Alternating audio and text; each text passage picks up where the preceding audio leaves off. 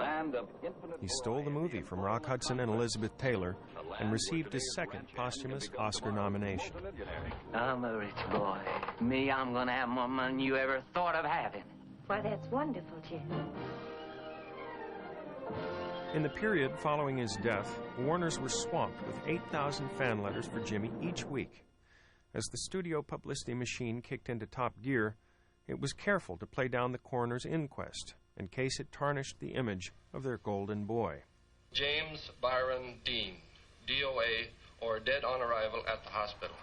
The inquest was requested by us because it was the matter of determining if the other driver was sufficiently involved in the accident to be declared at fault. And since Dean was deceased, he could not be prosecuted. Therefore, we had the coroner's inquest. People seem to forget that that Porsche was very, very, very dangerous car to drive in at the time, the design of that car. And it was the slightest accident could have been catastrophic anyway. We did do some background on the check on this, and we found out that Dean had received a citation on the Grapevine over near Bakersfield, about 25 miles south of Bakersfield, prior to the accident. In fact, he still had the citation on his person. And calculating that and the distance he had to travel, he averaged 69 miles an hour, and this was before the days of the freeways. It was all two-lane roadway at the time. The inquest wasn't a matter of liability. It was a matter to determine if anyone was involved, was sufficiently to blame to be charged with the death of Dean. The coroner's jury concluded an open verdict on the inquest, which indicated that they didn't recommend prosecution on anyone. Donald Turnipseed's original statement that he had not seen Jimmy approaching absolved him of all blame.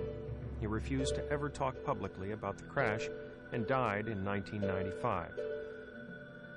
Jimmy's passenger, Rolf Wertherick, spent almost a year in hospital recovering from his injuries and often appeared in print as the only crash witness prepared to talk.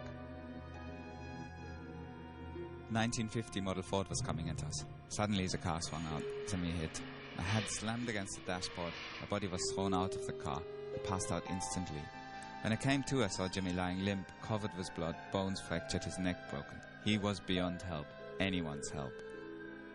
Rolf returned to Germany in the 1960s, where he became a racing driver himself, until his own death in 1981 in a drink-related car crash.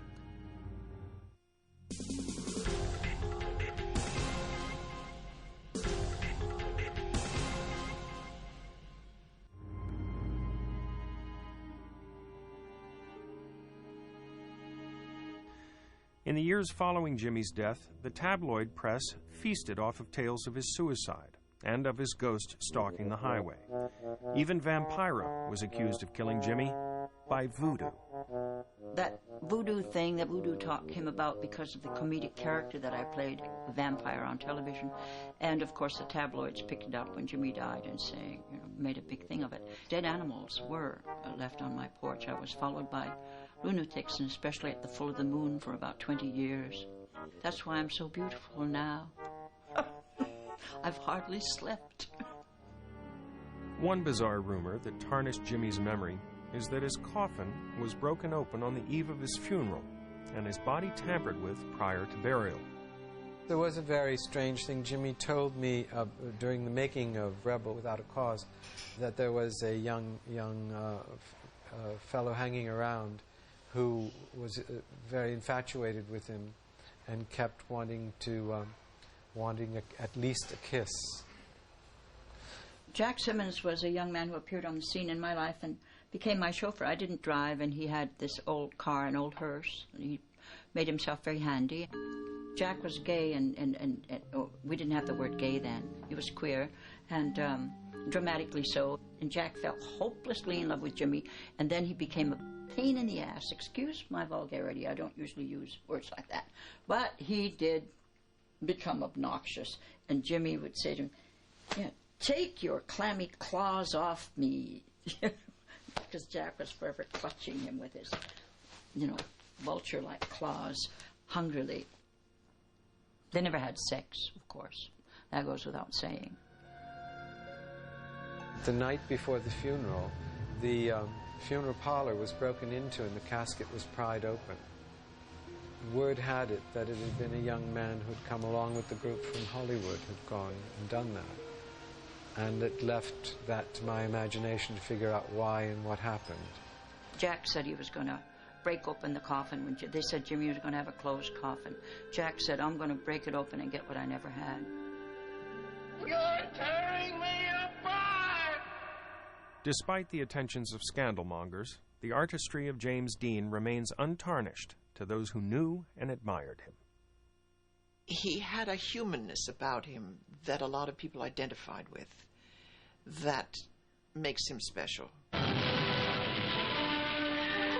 It's hard to truly evaluate the impact that he had on us, all of us. And it didn't just fall on actors or actresses. I mean, it was everybody. Old and young, rich and poor, black and white, male and female, everybody, man. I am involved. We are all involved. Mom, a boy, a kid was killed tonight. He was a good actor. He was an absolutely excellent actor, ultimately. I never thought he was, as you know, from the beginning, until I sat in front of East of Eden. And I realized there was no question that this was a superb talent. I'm glad I know I love you.